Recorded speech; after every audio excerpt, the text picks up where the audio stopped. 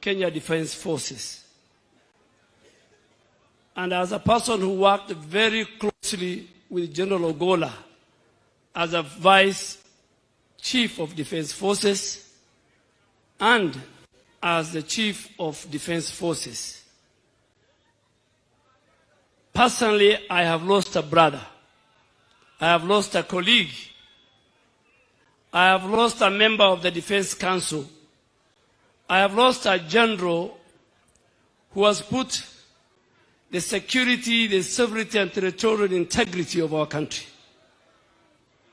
His family will confess, Your Excellency, that even Christmas and New Year, General Ogalla could sacrifice and tell me truth in deep operations. Those outside the country, we were in Kismayu, we were in deep hostile areas. He was a man who was committed to his work. He was a man, because the office of the Minister and the Vice Chief of Defense Forces are the closest officers, Your Excellency. I work with all the Vice Chief of Defense Forces and the Chief of Defense Forces. He was a man of discipline and honor.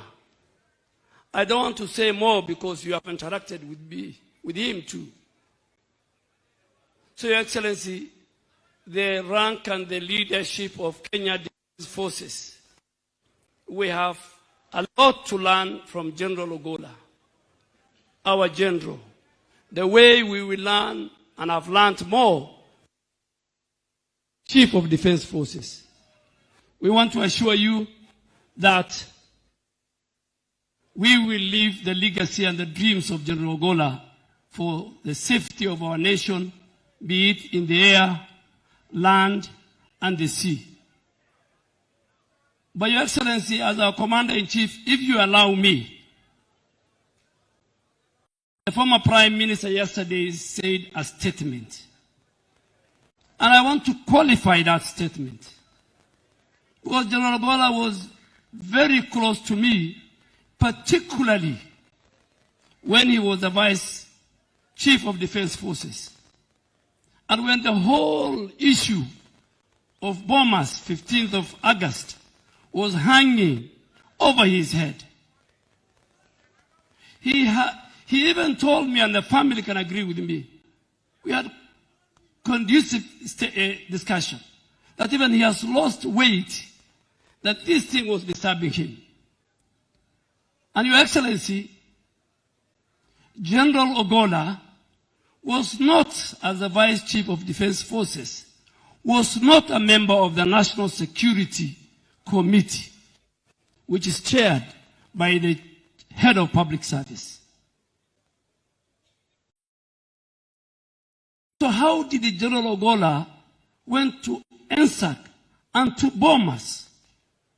And as a Muslim, General Ogalla shared with me text messages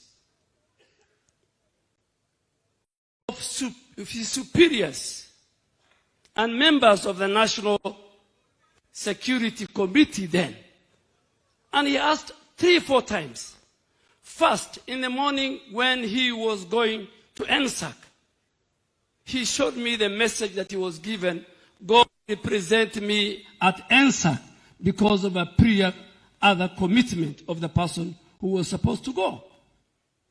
When he went to NSAC, General Ogalla, and a direction was given to him with other colleagues, with a leader, him as a member, to go to Bomas. General Ogalla, as a respectable soldier and general, he asked and sent a text message to his bosses and asked, what am I going to do in Bomas? And this has happened. And General Ogalla was told, it's been decided, you go. And I'm narrating what General Ogalla today, he's lying here, this man, told me. When he went to Bomas, the then chairman of IBC, so he told me, kept them for 5 hours.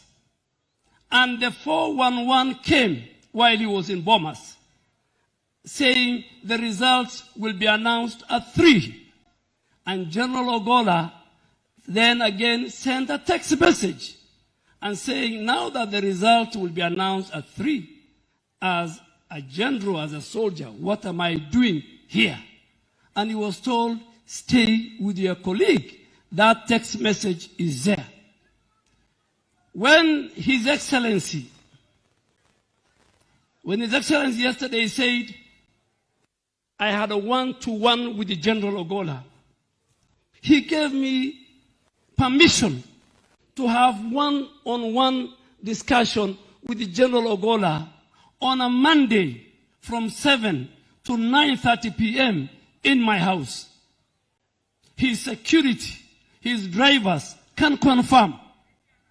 And when he convinced me, because he was a man of God, when he convinced me is when he got an opportunity to relay and talk to the president with those 3 statements at the end of his discussion with the president. Today, I want to confirm that because of what happened to General Ogalla, the president as the chairman of the National Security Council, so that for it not to happen again, the president has directed last year that members of the National Security Committee, the IG, the DG NIS, the head of public service, PS Interior, PS Defense, CDF, PS Foreign Affairs, PS Treasury, and the Solicitor General can never again delegate the attendance of that membership to their juniors. Because tomorrow, another member of the National Security Committee will commit the same crime. So Honorable Raila Odinga was very right. Very right. And I came today to qualify his statement that General Ogalla, a man he knows, would not have gone to Bomas. And the people who sent him to Bomas, some of them are here. Some of the people who sent him to Bomas,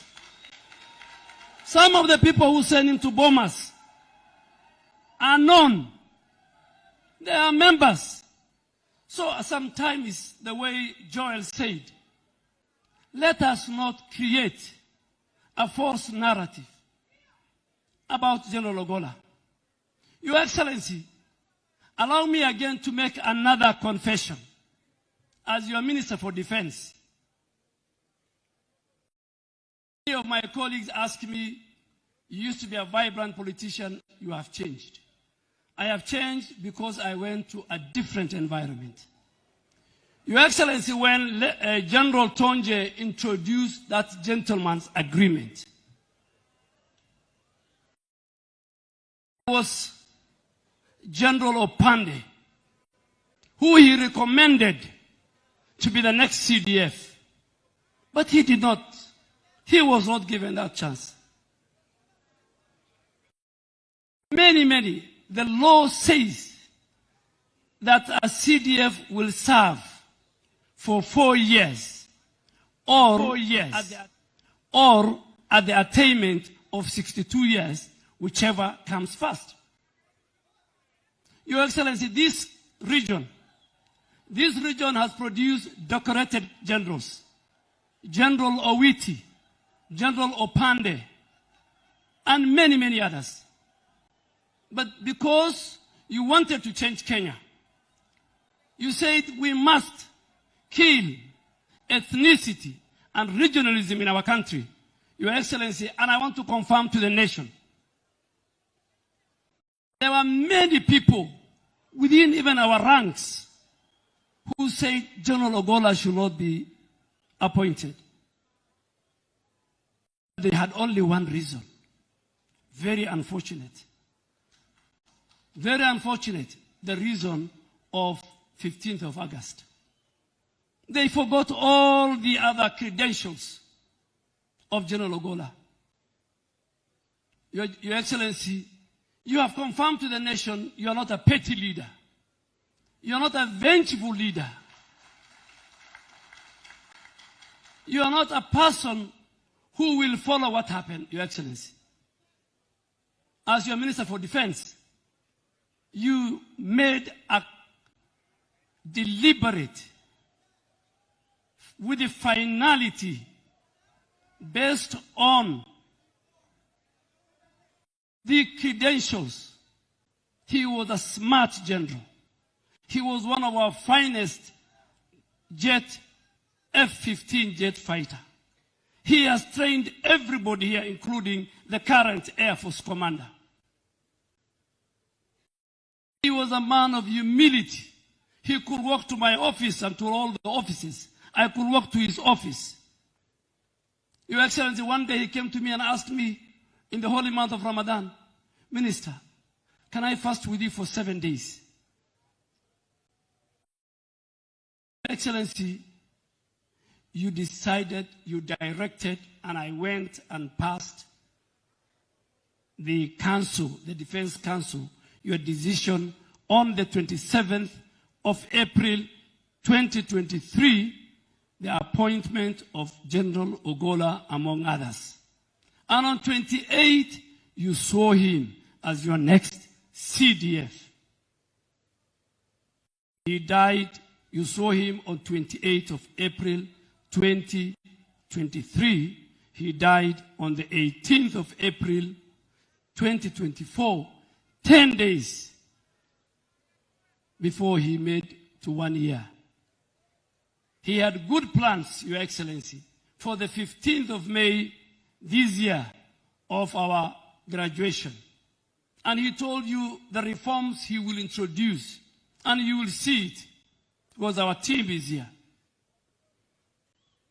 Your Excellency, you'll go into the annals of history as a person who appointed not only General Ogalla, not only Raymond Omolo, not only many Kenyans to key security positions, including myself, without regard to ethnicity, to the region they come from, and to how their communities voted in last election. Your Excellency, you will be the one that will make sure that Kenya will be a country that everybody and every community will be proud of. With those